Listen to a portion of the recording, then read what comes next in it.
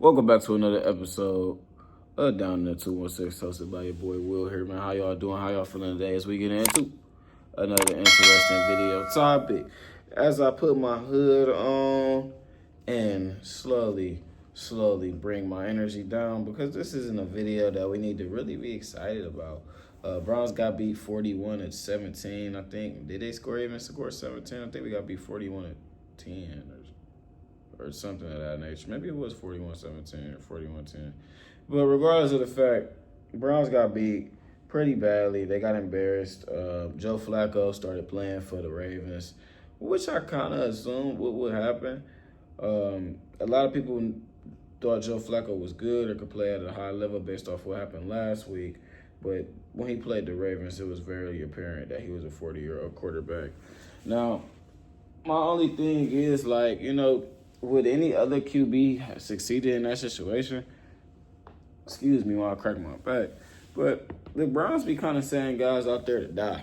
I ain't gonna lie, y'all. Like, our receivers and our running back room, Quishon Junkins had a good game, but Jerome Ford is no better than me and you out there. And then we got Dylan Sampson, who's not getting more. Why is 34 taking more snaps than Dylan Sampson? Maybe it's because of pass pro, and I can understand that. Maybe he knows how to pass pro or pass block better. But anything outside of Jerome Ford, 34, blocking, he don't need to be out there, dog. Like, he don't need to be out there. Like, why is Jerome Ford out there? Why is the Browns struggling to score 20 points? The Browns haven't scored 20 points in 9 straight games. Is that shit not alarming? Kevin Stefanski is 3-16 in his last 19 games. Is that not alarming? Excuse me, I think he's 3-17 actually in his last 20. Is that not alarming? We were supposed to have a offensive-minded head coach. Where are the damn points at, man? And excuse me as I say a lot. And I might be cursing a lot in this video, so please, if the children is around, send them away. Because it's kind of hard to be a Browns fan and not just be honest with how you feel about the team. You know, it's hard to not be honest with what you see on the field. It's hard to sugarcoat shit. This is a team that went out and got flat out embarrassed. Now, Derrick Henry did look easy to tackle. You know, shout out Grand Delpit. Whoop-de-doo. But this offense, for a lack of a better word, is Achilles' heel to this team. And it's only going to be a matter of time before people on this defense start checking out. What is Myles Garrett going to do after another season this? He gonna ask for some more money? He going to ask for some more money? Like, man, I don't know. Do we trade Myles next year? Do we trade Denzel Ward this year?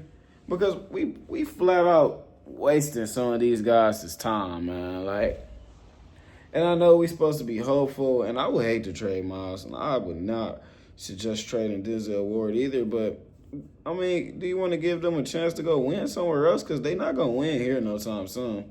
There's not a quarterback in this draft that will say they're automatically out the gate going to be better than Lamar Jackson or Joe Burrow. So why aren't we giving Shedeur Sanders and Dylan Gabriel opportunities? Now, I understand that it's early in the season and you probably shouldn't put a rookie quarterback out this early. But after we play the Lions, dog, I don't really see no reason why Dylan Gabriel shouldn't be out there.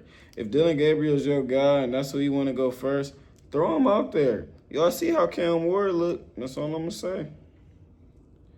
We're gonna see how DG look. He looked good in his drive, but he's not out there fighting for life. He's not out there fighting for life. Like, our quarterbacks go out there and fight to the death, y'all. Like, so I don't know, man. I really don't want to see Dylan Gabriel have to struggle in this offense by yourself and run around and get hit. So I really don't want to see that happen to Shedeur Sanders. Like, if you're a Shedeur Sanders or a Dylan Gabriel fan, I wouldn't even want them playing, man. It's that bad. And I know we played the Ravens, so I could be overreacting. But I wouldn't even want them playing. Like, the way that this team continuously puts out garbage offensively. This video is sponsored by Detrimental Figures, my brand here. As y'all see, some of the quality of my recent work. You get a signature tag on it as well. You know, we make and really emphasize quality over quantity. So, you know, we try to take and make sure we use the best materials to come up with our shirts and the best designs. Make sure y'all following us on Instagram, Detrimental Figures. So y'all can also get the description down below and hit the link for a shirt. Everything I drop is limited edition. So unfortunately, this shirt is sold out. I don't have any more, but I have different things coming up similar to it. So keep in mind, and I'll keep you guys updated with some of my new stuff throughout these videos coming up. And try to get people to buy into what they're doing with the roster is dumbfounding. We have been sold on this new scheme, sold on Kevin Stefanski's system, sold on Deshaun Watson changing the play calls, sold on Ken, whatever his name was. What was bro name? Excuse me while I changed my settings. What was bro name that we had? I forgot his name already. He was garbage too.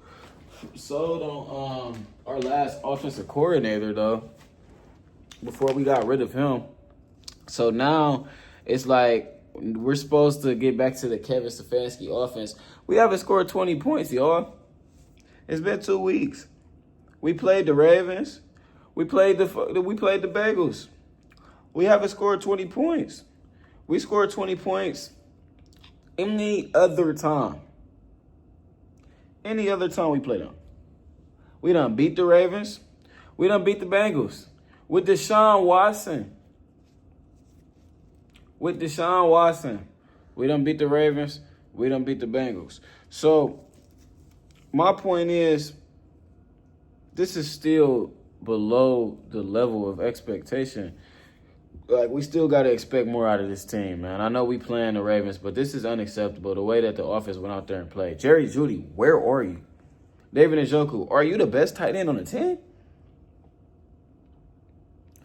Henry Fenner Jr., you're a dog, my guy. If you ever watch any of my time on my videos, I'm gonna tell you directly, you're like that. I mess with Henry Fenner Jr., but David Njoku, man, like you can't get 50 yards, dog. Like Cedric Tillman, you talked about stepping up. Are you gonna do it against teams that it matter, or are you guys gonna show out against the Bears?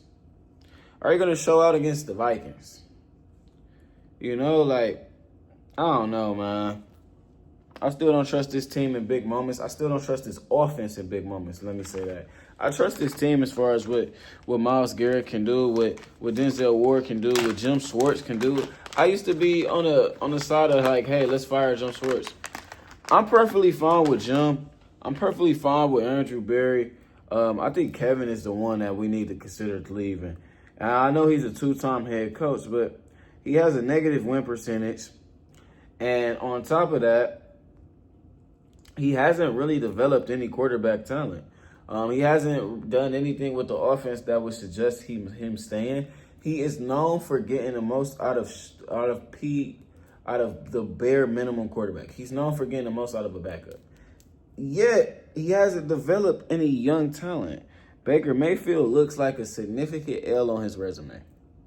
But just going off the topic, we got DeAndre Hopkins catching everything on us.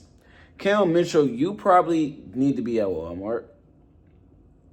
Cal Mitchell, you another dude that I liked and I wanted to work out, but we're going to have to start calling you by your jersey name.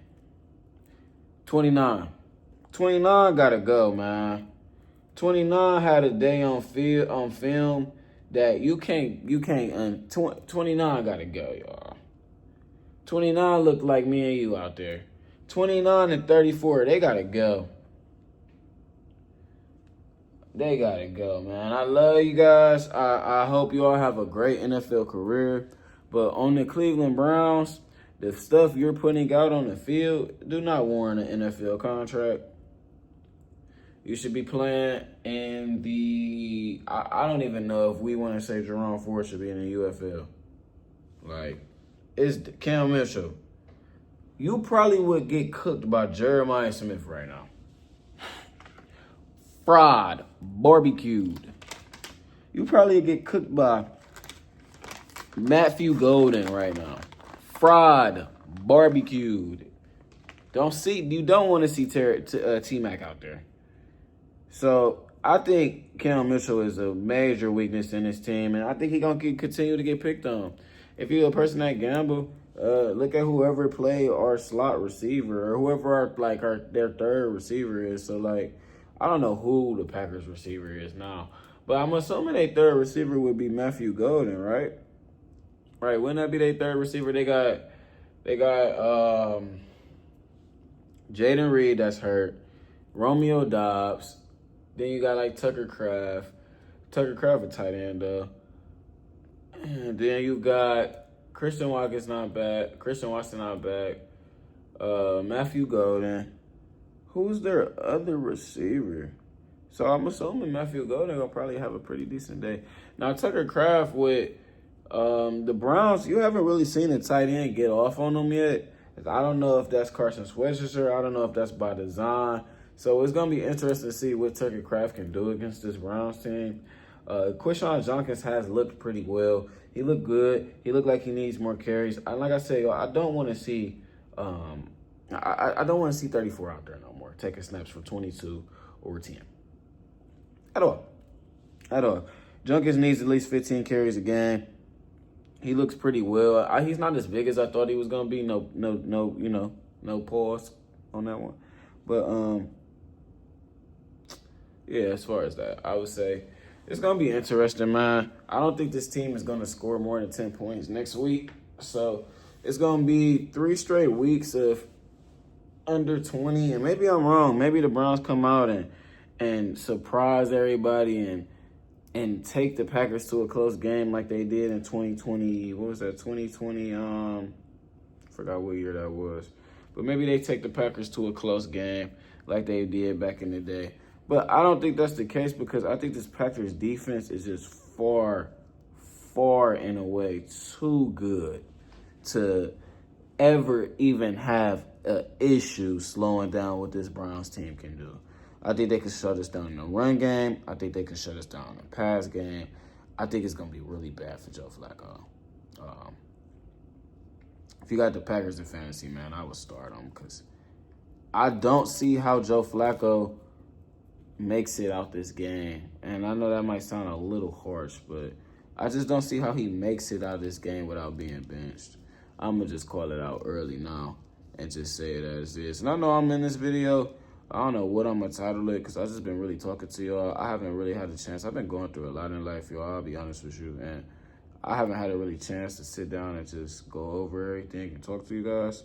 So I just wanted to sit and talk and just go through some things. I don't know how long this video won't be. It might be like 20 minutes or so. But regardless of the fact, Lamar played well. You didn't really hear nothing about Mark Andrews. You didn't really hear nothing about Derrick Henry.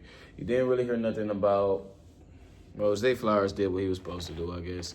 But that was about it, man. You know, like, that's not what you expect out of Baltimore. That's not what you expect to say about the Ravens. That's not a reason to get 41 put on your head. But when your offense turn the ball over as much as it do, you know, it's bound to happen.